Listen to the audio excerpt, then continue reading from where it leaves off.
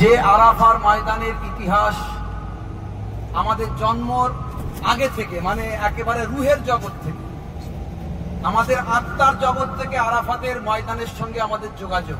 কিভাবে? এই আরাফার ময়দানে একটা পাহাড় আমরা যাচ্ছি, সেই পাহাড়টার নাম হলো জাবালে রাহমাত।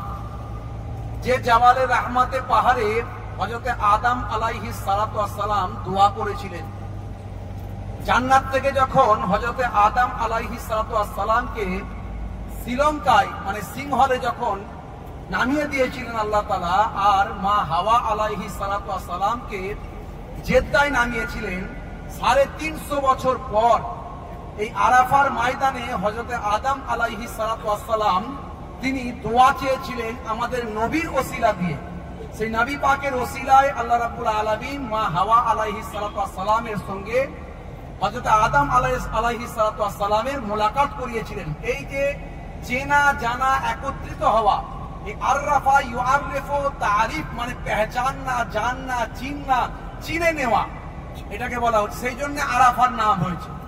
আরেকটা রওয়ায়েতে এসেছে হযরত ইব্রাহিম আলাইহিস সালাতু ওয়াস সালামকে জিবরাইল ফেরেশতা জান্নাতের এই হজের বিভিন্ন আহকাম আরকানগুলো শিক্ষা দিয়েছিলেন, দিয়ে বলেছিলেন, হাল আরাফতা, আপনি কি চিনতে পেরেছেন, বুঝতে পেরেছেন?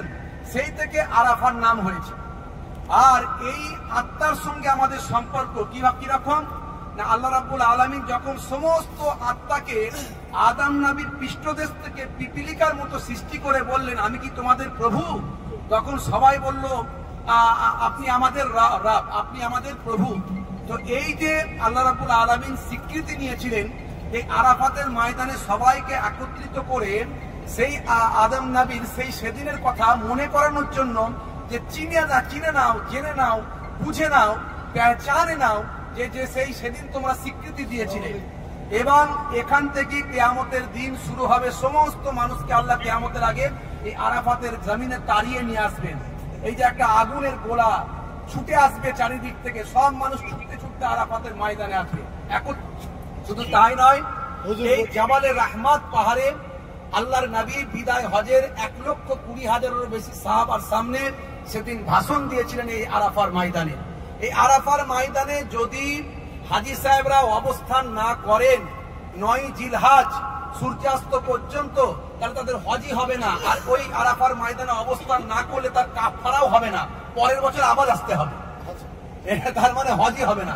সেই আরাফার ময়দান জায়গা যেখানে দোয়া কবুলের জায়গা। তাই এই জায়গায় আমরা এসে উপস্থিত হয়েছি। অনেক আলোচনা কম করছি, কারণ আমরা চলে এসেছি এখানে। আমরা সবচেয়ে অনুনয় বিনয় করে যেন আমরা দোয়া চাইতে পারি। জাবালে রাহমাত কিন্তু পাহাড়টা হচ্ছে দোয়া কবুল হওয়ার পাহাড়, যেখানে আদম নবীর দোয়া কবুল হয়েছে।